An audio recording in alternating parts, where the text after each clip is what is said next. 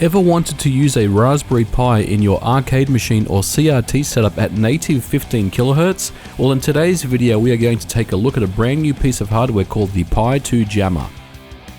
Right off the bat, I wanted to mention that this isn't a new solution. There's already a few options out there for doing this. First is a groovy MAME setup. This usually involves building a PC and putting in a specific graphics card that can support a native 15 kHz signal. It's probably the best option going around, but you can easily be into the PC for about $400 to $500 if you're not careful.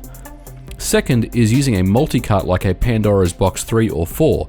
I've made a comprehensive review of the Pandora's Box and outlined the limitations of a device like that, so please check that video out if you want more info on it. Link is in the description below. A Raspberry Pi 3 is a $30 Linux PC with a fairly decent CPU for running MAME, and I think it's a great choice to use in an arcade cabinet. The problem with the Pi is it only has an HDMI output, so even trying to convert that signal to 31 kHz VGA can be tricky, and introducing a downscaler to the 15 kHz, at that point you're better off with a groovy MAME solution. Enter the Pi2JAMMA. For about $135 it offers a JAMMA interface, just plug and play, no external power is needed, a native 15 kHz video output, lag-free controls, built-in sound amplifier, and that's it, nothing else is needed, no converters or cables or anything else. So let's go ahead and set this up. The Pi2JAMMA contains a GPIO connector that plugs into the Raspberry Pi's GPIO port. The SD card contains a pre-made image to use which contains FBA and MAME4All on it. Note, you could easily put together a RetroPie setup, but I decided to use what was already available. The ROMs are placed on a separate USB stick. At first I thought this was a bit silly, but it turns out this is a pretty cool solution. It keeps the SD card from doing too much disk I/O, gives you the option to copy more ROMs onto the USB stick without ever removing the SD card.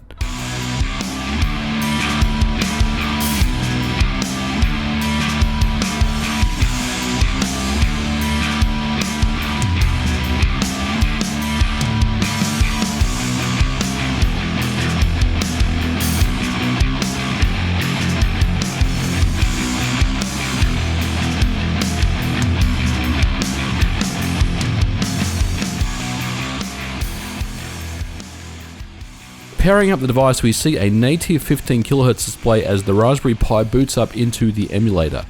So I ran through a sample of different games. I didn't use a capture card for this, just filmed raw gameplay on my arcade cabinet, but the takeaways here are that the display and scrolling are on point. There is no screen tearing at all with any of the games I tested. If I compare this to the Pandora's Box video that I made, it has screen tearing and scrolling issues all over the place, so this is just about perfect. However, this video isn't to critique how well MAME works, but rather how well the Pi2JAMMA works, and it does a great job, exactly as advertised. I will warn you there's a bit of fiddling around needed if you've never set up a Raspberry Pi image before, and then you'll need specific MAME ROMs to match this version of MAME4All. It can get a little frustrating, especially if you are more of a plug and play type person.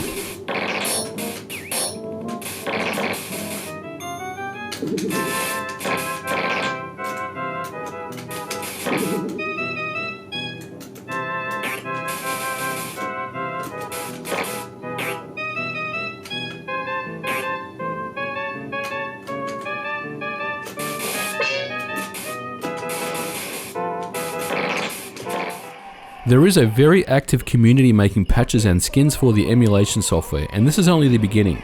One of the biggest frustrations with the Pandora's Box 4 was the closed architecture. Sure, it can be hacked, but with a device like this you can run and tweak to your heart's desire, and all in 15 kHz. There's nothing stopping you from putting RetroPie and playing your favorite console and arcade ROMs on. So for a few things I didn't do for this particular video that I thought was important to mention before I finished up, Tate mode, or rotation of the display. I'm told this works fine, but you need to modify your MAME and FBA config files. That makes sense, but I didn't get a chance to try it. I don't see why this wouldn't work, but stay tuned, I may do this in a specific follow-up video.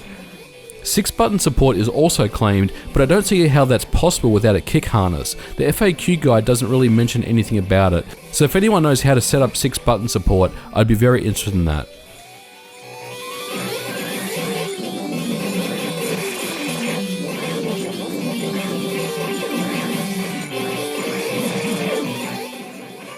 So overall, this is a very cool product. It absolutely destroys the Pandora's Box multicarts, and while this is not as good as a dedicated Groovy MAME setup, it's definitely a lot cheaper and doesn't draw anywhere near as much power to do the same thing. Well guys, I hope you liked this video. Let me know what you guys thought of the Pi2JAMMA. I did want to mention that I'm not affiliated with the company or being sponsored to do this video in any shape or form. I'm just a customer that picked one of these things up and wanted to see how well this performed because I heard good things about it. So let me know what you guys thought about it. If you have any questions about the Pi2JAMMA, please feel free to leave a comment below. And as always, don't forget to rate, comment, and subscribe if you like my stuff. And I'll catch you guys in the next video. Bye for now.